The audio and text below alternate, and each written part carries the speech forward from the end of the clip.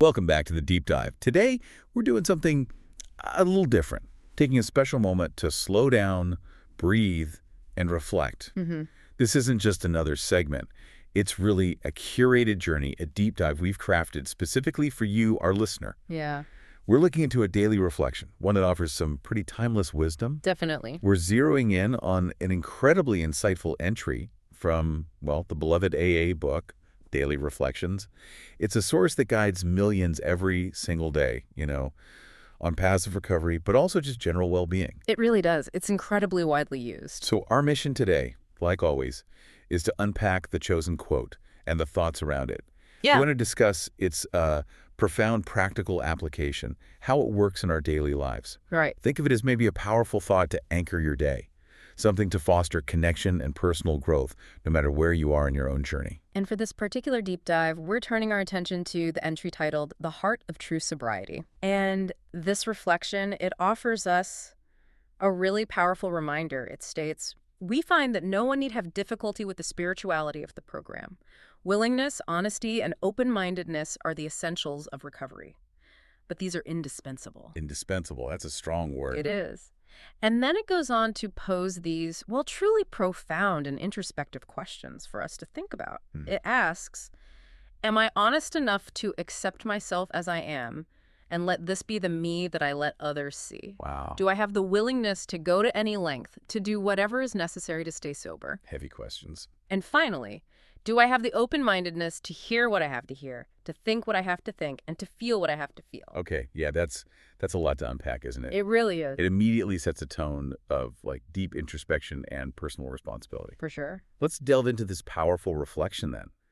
Let's see what wisdom it holds for all of us, whether someone's formally on a path of recovery or maybe just seeking a more intentional, authentic way to live. These three principles, willingness, honesty, and open-mindedness, they really sound like the absolute foundation. The indispensable trio: willingness, honesty, and open-mindedness, WHO. So the reflection immediately highlights what it calls the essentials of recovery: willingness, honesty, and open-mindedness. Right there at the start. It's almost like a mantra for mindful living, isn't it? Yeah. I kind of like thinking of them as the WHO of true sobriety, WHO. Oh, I like that acronym, WHO. Yeah, just a simple, memorable way to carry it with you through your day. But these aren't just abstract words, are they? They feel like active forces. They demand something really specific from us. Without a doubt, yeah. Each term is packed with layers of meaning, layers of practical necessity, especially in recovery context, but honestly, for any significant personal change. Makes sense. Let's unpack them, starting with willingness. Okay. Now, this isn't just passive acceptance. It's not like shrugging your shoulders and saying, well, I guess I'll try. Right, not just giving in. No. One source we looked at, A Woman's Way, describes it as an active yes to life. A yes to life. I like that. It implies this proactive, almost, radical commitment.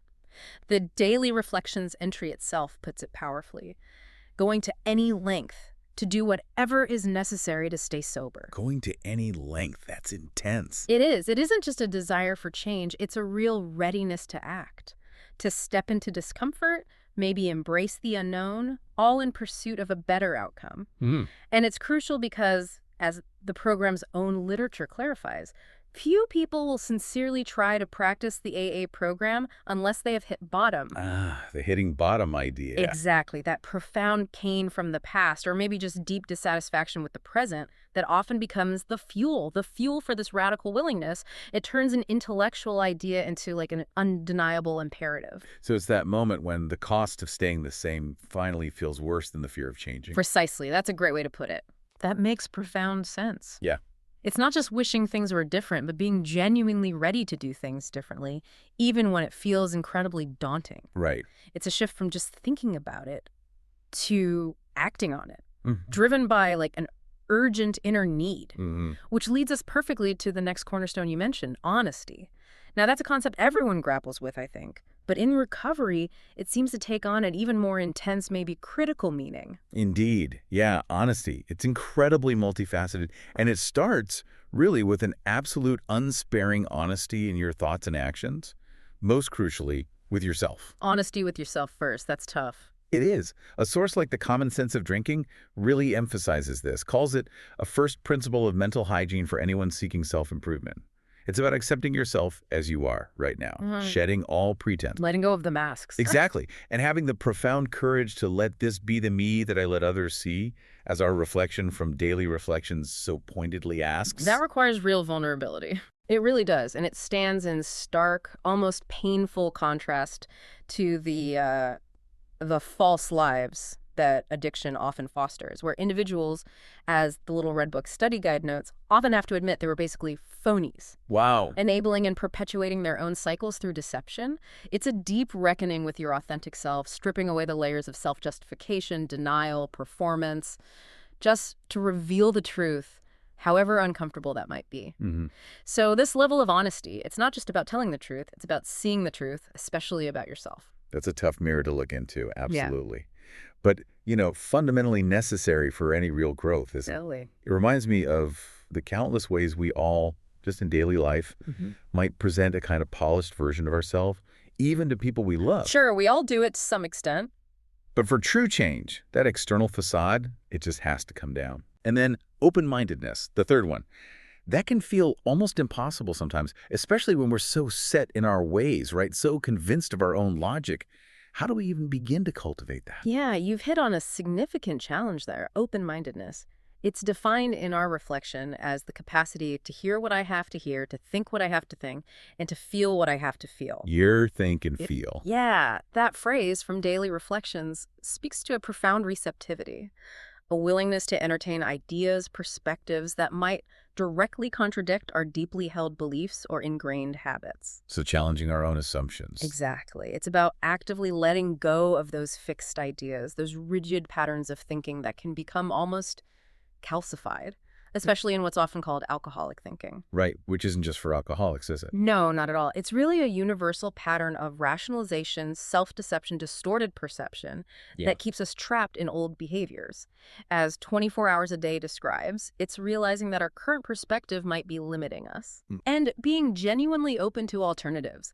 The Little Red Book study guide puts it wisely, wisdom is the ability to perceive alternatives. I like that. Wisdom is perceiving alternatives. Without that expansive viewpoint, we just stay trapped in old loops. We can't even see a different path, let alone gather the courage and willingness to walk it. It's a kind of humility, really. Acknowledging, okay, my way hasn't worked. Maybe, just maybe, there's another way. What I find truly fascinating here is how these concepts, this two-way trio, willingness, honesty, open-mindedness, they aren't just theoretical, are they? They become the actual scaffolding for real concrete change.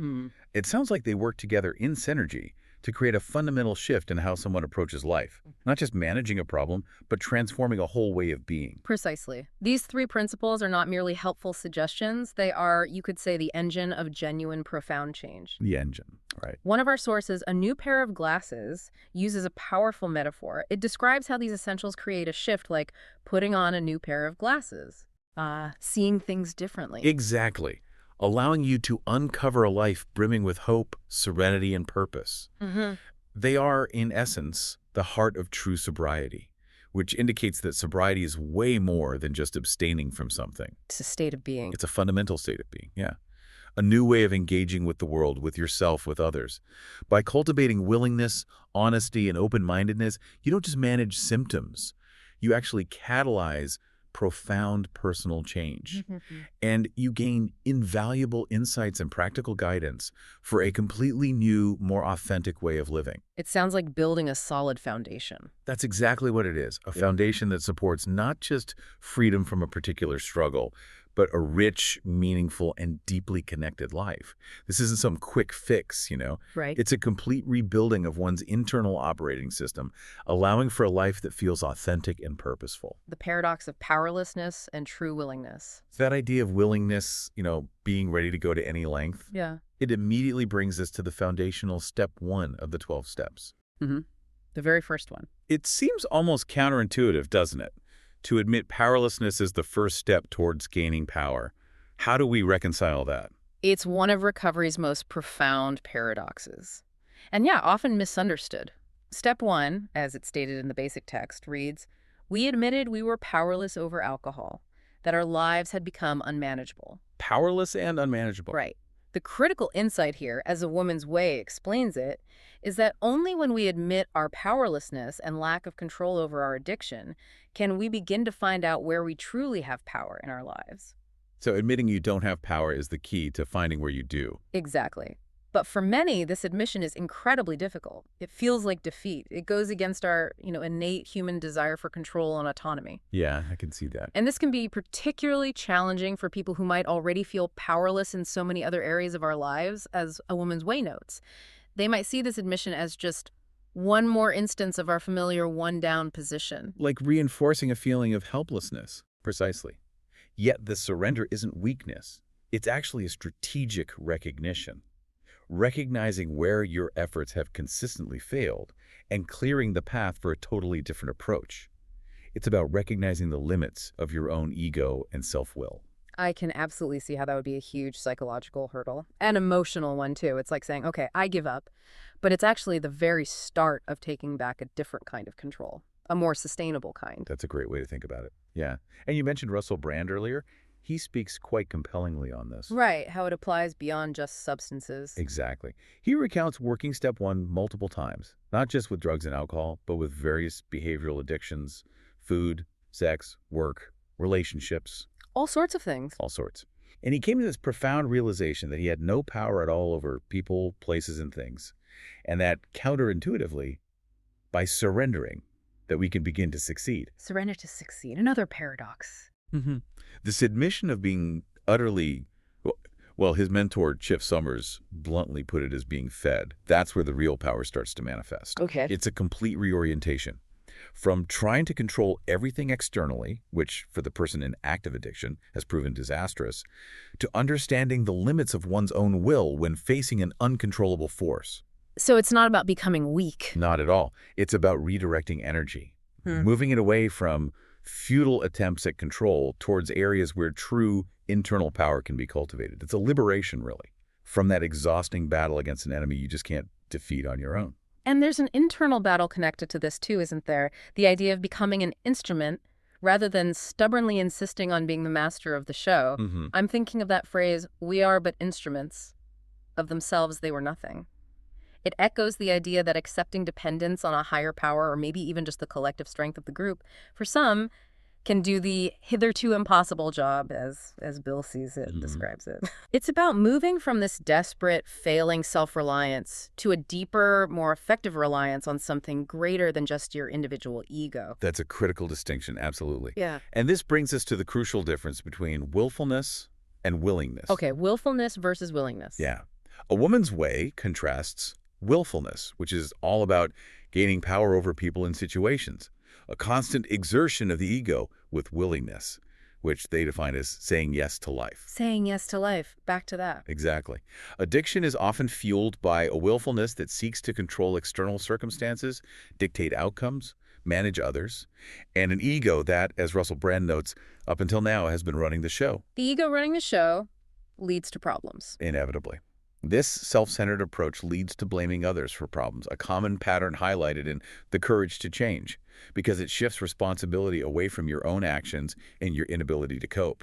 So turning our will and lives over, it isn't a defeat then. It's actually more like a strategic declaration of independence. Independence from that relentless, often destructive ego. Exactly. That's a fantastic way to put it. It's a profound declaration of independence from the chains of our self-centered ego and the unrelenting demands of self-will, as the Little Red Book Study Guide articulates so powerfully. Wow. And when facing temptation, the practice becomes this active, moment-by-moment surrender. 24 Hours a Day shares a great story about this. A man, when thinking about taking a drink, would consciously tell himself, don't reach out and take that problem back. You've given it to God, and there's nothing you can do about it. Actively letting go in the moment. Yes. It's not passive resignation. It's an active, conscious act of letting go.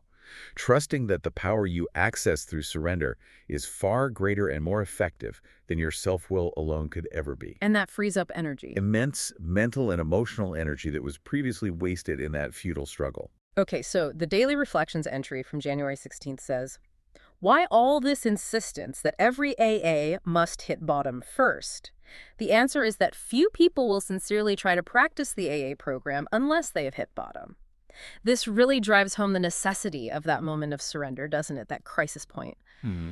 It suggests a profound psychological truth about us, about human nature maybe, that sometimes the deepest lessons are learned through the hardest experiences. You've precisely captured the essence of it. Yeah, Hitting bottom, in this context, it's not a moral failing. It's a crucial, often incredibly painful catalyst. the It's catalyst. the point where one's mind is finally opened, making one willing to try something different, as an individual in daily reflections shares. It's the point where, as they put it, the desire to avoid hitting bottom again was more powerful than my desire to drink. The motivation shifts completely. Completely. And the stories of hitting bottom from the sources we looked at are incredibly stark. They really illustrate this principle. We hear about an individual who totaled my car, I blacked out and drove in the middle of the night. I never knew what was going to happen anymore once I started. Terrifying loss of control. Utterly. Highlighting that absolute loss of control and the stark reality of their situation as documented in We Are the Luckiest. Another really poignant example is Tess from Drinking a Love Story. She realizes she's having a miscarriage, and her first instinct, pull into a liquor store, not a hospital, just utterly unable to cope without alcohol. Oh my goodness, that's heartbreaking. It is. These are moments of absolute desolation, where the illusion of control completely shatters and the desperate need for change becomes just undeniable. The stories are incredibly powerful. They show just how far things can go when addiction takes hold. It's like the ultimate wake-up call, often born from profound despair. But, for someone listening who might feel like they haven't hit bottom in such a dramatic way, but they still struggle with maybe habitual patterns, is there such a thing as a mini bottom? Or a point of recognition that can serve as a similar catalyst for willingness? That's an excellent question. And it really speaks to the broader applicability of these principles beyond just extreme cases. Yeah. While the big bottom stories are dramatic, for many people, the bottom is much more subtle. It might be a quiet despair, a persistent feeling of unmanageability, a moment of profound internal realization that just says, this isn't working anymore. An emotional or spiritual bottom. Exactly. More often than not, it's a spiritual or emotional bottom rather than a purely physical one. This idea that the plunge contains the resurrection, as described in Experience, Strength, and Hope, suggests that reaching any lowest point, whether it's a dramatic crisis or a quiet moment of despair, can be the very spiritual turning point needed for genuine change. So it doesn't have to be the stereotypical gutter moment. Not at all. It removes all other options, maybe, forces a radical openness to a new way of living. It's not about seeking suffering, obviously. It's not. But recognizing that suffering, when faced honestly and with willingness, can pave the way for a deeper transformation, a completely new trajectory. It's the point where you simply can no longer live the way you've been living, and you become willing to try anything else. Embracing honesty, looking inward, and being seen. Okay, back to our daily reflection. It asks that really challenging question. Am I honest enough to accept myself as I am and let this be the me that I let others see? This gets right to the heart of denial, doesn't it? Which is such an insidious force, not just in addiction, but in so many aspects of how we navigate life. It is, absolutely. And for those struggling with addiction, that denial is often a defining characteristic. Alcoholism is profoundly characterized by it. A pervasive tendency to blame others for one's problems. And crucially, to view alcohol not as the enemy, but as an ally. A comfort, a shelter from the storm of internal and external life, as explored in The Courage to Change. Seeing it as a solution, not the problem. Exactly. This pervasive denial often prevents individuals from looking inward, from acknowledging the truth of their situation. A gentle path through the 12 steps prompts us with critical questions designed to cut through these rationalizations. Questions like, have I denied the addiction? Or has the addiction affected my self-esteem? These aren't easy questions, right? And the answers often reveal layers of self-deception we've built up over time. It's so easy to spot denial in other people, isn't it? But incredibly hard to see it in ourselves. We all have blind spots. We really do. But when it comes to something as central as addiction, that blindness can be truly devastating. Yeah, a powerful and relatable example of this comes from Sarah Hapola in her book Blackout. She recounts her childhood best friend, Jennifer. Hapola herself admits, I never thought she had a drinking problem. Yet, looking back, the signs were unmistakably there. Chronic unhappiness, chaotic life, mysterious fender benders. Wow. Even her best friend didn't see it clearly at the time. Right. It illustrates how deeply denial can run, not just within the person experiencing the addiction, but also in those around them, enabling the problem to persist unnoticed or unaddressed. Hmm. We often, as Bill sees it describes, buried these self-same defects deep down in us under thick layers of self-justification, making it incredibly difficult to confront the raw truth of our situation. Self-justification is a powerful defense. It's a fundamental human tendency, really, to protect our self-image. But in recovery, that protection becomes a barrier to healing. So what does this all mean for us then? Mm. It means that vulnerability and courage aren't just admirable traits. Mm. They're absolutely essential. Essential in confronting that hidden self, that persona we've maybe carefully constructed. It's about taking a step into the light, really. Indeed. It's a step into radical vulnerability, and it's transformative. Russell Brand, again, in Recovery, Freedom from Our Addictions, speaks powerfully to the healing power of confession. He says, "Confession returned me to the wholeness of myself and the wholeness of the world. It was restorative. The compartmentalizing and separateness was undone." Wow, restorative. That's powerful. It is. This is the essence of step 5, admitted to God, to ourselves, and to another human being the exact nature of our wrongs. Step 5, a big one. A huge one.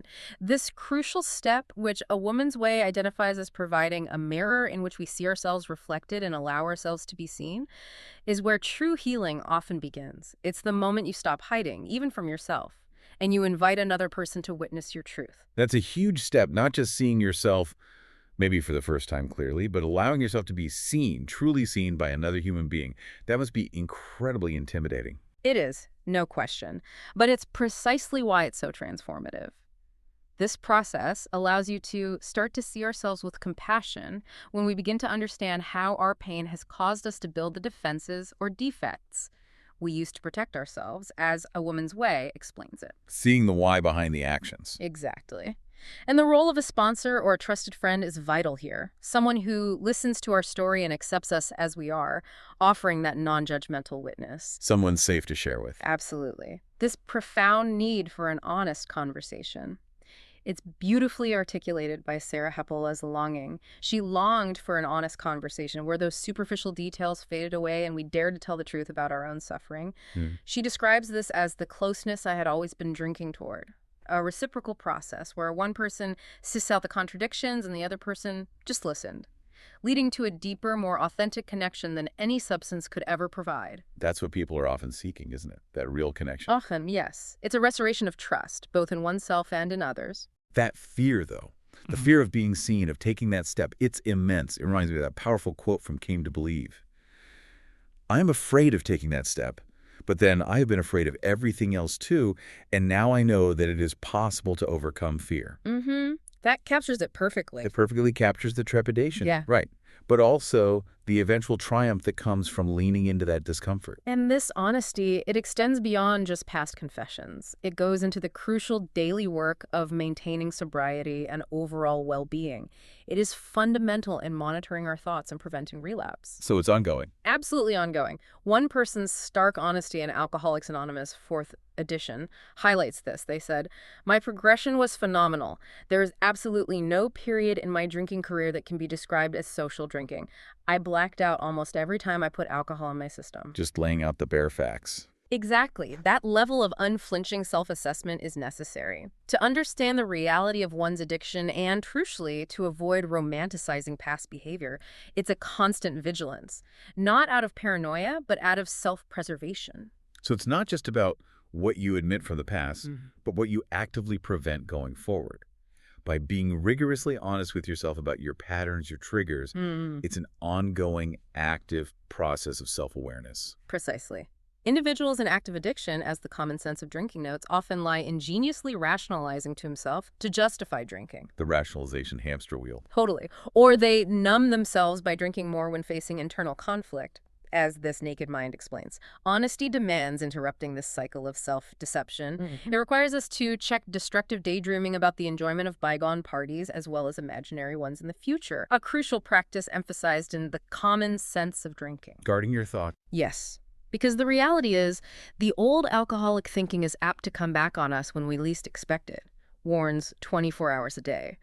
which necessitates continuous honesty and self-awareness to stay vigilant and prevent old patterns from reasserting themselves. Right. This daily, moment-to-moment commitment to truthfulness is what builds a solid, sustainable foundation for a new life. It's essentially how you stay free. The transformative power of open-mindedness beyond dogma and fixed ideas. Okay, let's look at open-mindedness again. Our reflection states, quite powerfully, no one need have difficulty with the spirituality of the program. This hints at a really expansive understanding of spirituality, doesn't it? One that reaches far beyond narrow religious confines, which must be a huge relief for many people seeking help. That's a critical point, absolutely. And it's central to the widespread appeal and success of these programs. The basic text clarifies that the program does not demand belief. 12 steps are only suggestions. Just suggestions, not commandments. Right. And it explicitly emphasizes the importance of an open mind. This non-dogmatic, inclusive approach is fundamental to its ability to help such a diverse group of people. Bill W., one of AA's co-founders, elaborated on this. He explained that beyond a higher power, as each of us may vision him, AA must never, as a society, enter the field of dogma or theology. We can never become a religion in that sense, lest we kill our usefulness by getting bogged down in theological contention. Avoiding theological arguments is key to its usefulness. Absolutely. This allows for a variety of ways to faith. It even allows for the substitution of AA as higher power for those who might feel disillusioned with traditional religious concepts, or maybe identify as agnostic or atheist. So the group itself can be the higher power. For some, yes. Yeah. The focus is squarely on a spiritual awakening, not a religious conversion. That makes perfect sense. It's about finding your concept of a higher power, right? One that resonates deeply with your personal experience and worldview, rather than being handed some rigid definition. It truly meets people where they are. Exactly. A gentle path through the 12 steps illustrates this beautifully. It presents different adjectives for a higher power, like punishing, accepting, non-involved, non-existent. Interesting categories. Yeah, and it suggests correlating these to descriptions of how caregivers in your life helped you. This exercise highlights the intensely personal nature of this understanding. Connecting it to early life experiences. It's not about adopting someone else's definition, but actively engaging in self-exploration to find one that resonates with your own experience and needs, which is a truly open-minded approach to spirituality. Yeah. It makes the concept accessible and meaningful, moves it from abstract theology to personal lived experience. For some, it might be the universe. For others, the collective wisdom of the group, or even just an unfolding sense of inner guidance. Whatever works for the individual. Precisely. But often our own intellect, our very human tendency to rationalize and analyze, that can actually be a roadblock to these new ways of thinking. Yeah. We can be so sure we know best that we unwittingly close ourselves off to profound insight. That's a very astute observation. Yeah. The program's foundational texts acknowledge that problems of intellectuality and self-sufficiency can be significant hindrances to recovery. Intellectuality and self-sufficiency as hindrances. Interesting. Our intellect, while obviously valuable in many areas, can sometimes create an overly rational or skeptical barrier to concepts that require a different kind of openness, an openness of heart and spirit, not just of mind. We even see the struggle in historical figures like Augustine of Hippo. In his Confessions, he grappled with huge intellectual questions like, whence comes evil? A classic philosophical problem. Right, and it wasn't until he had a spiritual realization that evil was nothing but a privation of good that he found true clarity. He also noted how literal interpretations of Scripture initially killed him spiritually, but allegorical explanations brought him understanding. So his intellect alone wasn't enough. Exactly. It powerfully demonstrates the needs for an open mind to move beyond rigid intellectual frameworks and embrace different modes of understanding. So a purely rational, intellectual approach can actually be a limitation sometimes. When it comes to understanding deeper truths about ourselves and the world, it's like trying to understand music purely by reading the sheet notes without ever hearing or feeling the sound. Absolutely. That's a great analogy. One of our sources, I Was a Pagan, states it clearly. A man cannot think clearly or truly with only partial information. He cannot really solve any problem when there is always an unknown X in his equation. The unknown X. Yeah. If our intellect rigidly discounts spiritual or emotional realities, it's working with incomplete data. Yeah. It hinders genuine problem solving. And historically, this intellectual resistance was profoundly evident, even at AA's inception. Oh, really? How so? Medical journals, as documented in Not God, dismissed the early Big Book as a rambling camp meeting confession, or organizing propaganda and religious exhortation with no scientific merit. Wow, harsh critiques. Very. This highlights the significant challenge of introducing unconventional, experience-based solutions to those entrenched in traditional, rigid viewpoints. It underscores the revolutionary nature of open-mindedness in overcoming such intellectual prejudices and allowing for truly innovative pathways to healing. This flexibility, then, in understanding a higher power, this open-minded approach to spirituality, it has undoubtedly been central to AA's broad appeal and its ability to help so many diverse individuals over the decades. Hmm. It's dynamic, not static. It allows for personal evolution. Precisely. Yeah. Spirituality within this framework isn't a fixed destination or some rigid set of beliefs. It's an evolving journey. A journey. A gentle path through the 12 steps explains that spirituality evolves from groping when we are in trouble to a daily extension of our internal life. It's deeply understood that each person's journey is unique, and we are actively encouraged to add our own symbols, our own patterns of meditation to tailor this spiritual path to our individual needs. This personalization is key to its sustainability and profound impact. Making it your own. Yes. William James, in The Varieties of Religious Experience, noted eloquently that the spiritual life justifies itself to those who live it. But what can we say to those who do not understand? This, at least we can say, that it is a life whose experiences are proved real to their possessor. It's real if it's real to you. Exactly. It's a testament to the idea that personal felt experience often outweighs abstract theory or dogma. That resonates so deeply. It's about a lived truth, isn't it? Not just an intellectually accepted one.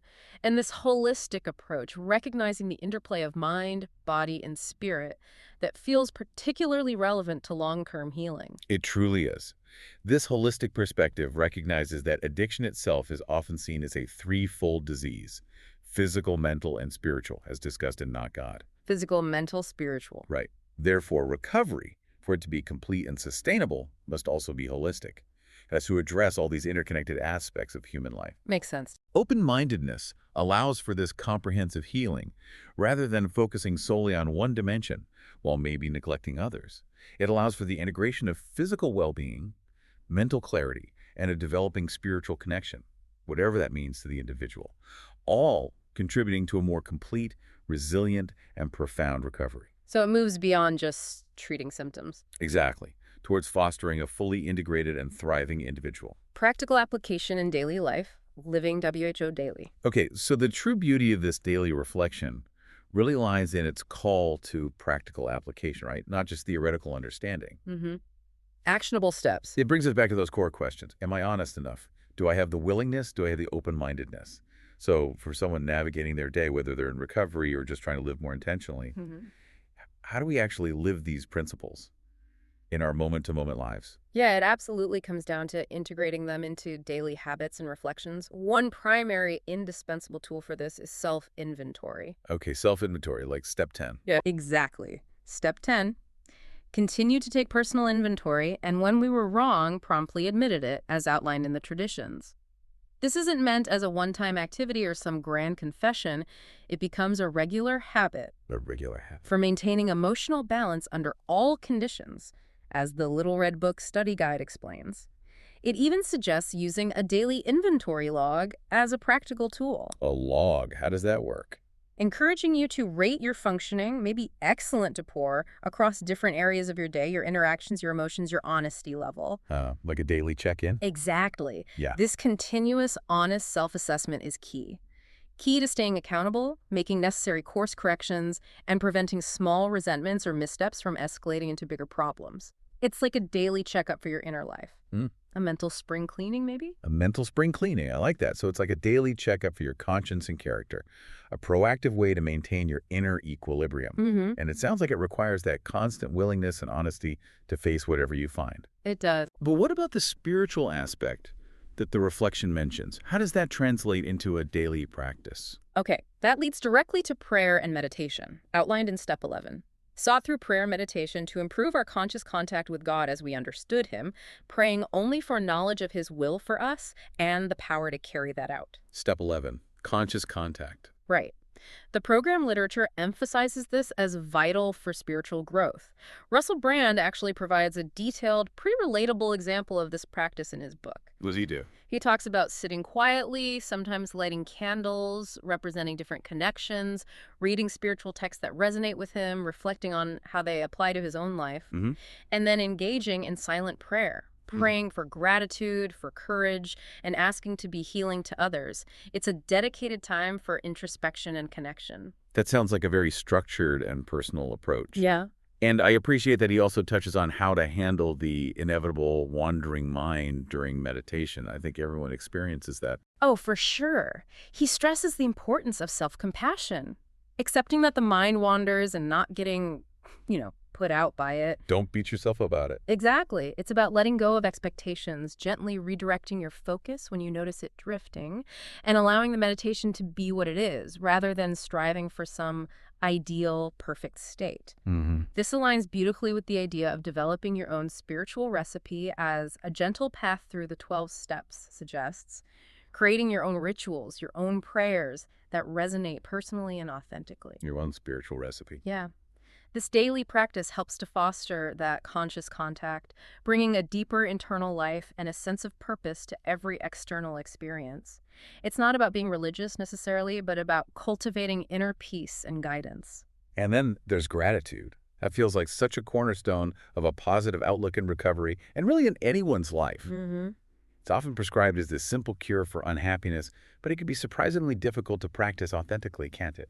It really can. 24 hours a day states it quite directly. As long as I stay grateful, I'll stay sober. Wow. That's a strong statement. It is. And it's not always easy, especially when you're starting out or facing really difficult circumstances. Courage to change one day at a time, and Al-Anon II shares the experience of someone who dutifully made gratitude lists, but initially didn't feel very grateful. Just going through the motions. Kind of. Yet by making the gesture, the seed of gratitude was planted. Oh. Gradually, by consistently recognizing small accomplishments, like avoiding an argument, showing kindness to someone, helping a newcomer's self-esteem grew, and gratitude deepened, transforming nagging negative thoughts into a more positive, resilient outlook. It's a practice that grows over time, leading to genuine appreciation and a fundamental shift in perspective. So it's about actively training your mind, training it to see the good, even amidst the challenges. Exactly. It's building that muscle. Okay, so living these principles, willingness, honesty, open-mindedness, this WHO, Yeah. it often leads us beyond ourselves, doesn't it? From a focus on personal recovery to a more outward, service-oriented approach, which seems like the ultimate expression of spiritual growth, in a way. Absolutely. True sobriety naturally extends to service and connection. It's about carrying this message to alcoholics, as Step 12 states, becoming part of what the language of the heart calls a primary healing circuit, an outgoing love of God's creation and his people, by means of which we avail ourselves of his love for us. A healing circuit. That's a beautiful image. Isn't it? And this isn't about getting something back. It's really intended as a selfless act. The language of the heart illustrates this beautifully with the example of an AA sponsor. Okay. If a new person, a new case, rejects their help, the sponsor only smiles and turns to another case, not feeling frustrated or rejected. Wow, no resentment. Right. And if the new person gets sober, helps others, but gives nothing back to the sponsor personally, the sponsor is happy about it anyway. That's the purest form of giving, isn't it? Giving without any expectation of return. Yeah. Finding joy purely in the act of helping another. Mm-hmm. It's a complete transformation of self-centeredness into altruism. It truly is. Happiness, in this context, becomes a byproduct, the extra dividend of giving without any demand for a return. This reorientation from self-centeredness to altruism is profoundly liberating. Yeah. And for many, especially women perhaps, this also involves the significant release, a release from being overburdened with responsibilities. Well, so. A Woman's Way notes that millions of us struggle to pay the bills. We may actually feel grateful to discover that it's not up to us to keep everything functioning perfectly. Letting go of the need to control everything. It's exactly. Finding immense relief in letting go and focusing on their own emotional and spiritual needs first, which paradoxically enables them to be of better, more sustainable service to others later. It's a powerful shift from feeling solely responsible for everything to understanding interdependence. And this whole process, Yeah. it isn't a one-time fix, is it? It's clearly a new way of living, a continuous process of growth and refinement that transforms not just habits, but an entire outlook on life. Hmm. It sounds like the promise is not just sobriety, but actually a life truly worth living. That's the fundamental truth, really, and the ultimate reward. 24 hours a day reminds us that a new life can't be built in a day. Take time. Takes time. This consistent daily application of these principles, willingness, honesty, open-mindedness, leads to a peace of mind and serenity which we never thought were possible. Peace and serenity. And this peace, it isn't the absence of problems. We all have problems. It's a deeper, fundamental sense that all is well, even when surface-level difficulties inevitably arise. An underlying okayness. Yeah, exactly. This continuous journey leads to altered attitudes, transforming one from negative into being positive so that he becomes part of the solution instead of part of the problem, as the courage to change explains. From problem to solution. Right. The journey is ongoing. There's always something new for me to learn today, as courage to change one day at a time in Al-Anon II emphasizes, fostering continuous growth and a life that will continue to get better. It's truly a path of unending discovery and deepening connection. Outro. So today we've really dug into how willingness, honesty, and open-mindedness, they aren't just abstract concepts or, buzzwords. They're the actual heart of true sobriety. They form the indispensable foundation for a life of profound personal change. We've seen how admitting powerlessness paradoxically opens the door to true power. Right. How honest self-reflection leads to deep connection with ourselves and with others, and how an open mind, free from rigid dogma, allows for a personal and ever-evolving spirituality. These principles, when applied daily, consistently, they pave the way for a more authentic, peaceful, and deeply connected existence. They really transform the inner landscape. Yeah. And whether you listening resonate with a formal recovery program, or maybe you're just navigating the complexities of modern life, the wisdom embedded in this daily reflection, it speaks directly to the universal human experience, doesn't it? It really does. It encourages all of us to look inward with courage, to be rigorously honest with ourselves and with others, and to approach each day with a willingness to learn, adapt, and grow, no matter what challenges or opportunities might cross our path. It's really a recipe for living a richer, more meaningful life. Well said. So as you step into your day, maybe consider this. If the most important thing is not to stop questioning, as Albert Einstein suggested, and as this reflection so powerfully reminds us, what deeply held belief about yourself, maybe about your capabilities or your life's path, what belief are you willing to approach with a new pair of glasses today? Embracing honest doubt, not as a weakness, but maybe as a profound opportunity for growth. A great question to ponder. We hope this deep dive into the heart of true sobriety gives you a powerful thought to carry through your day. Thank you for joining us on the Deep Dive.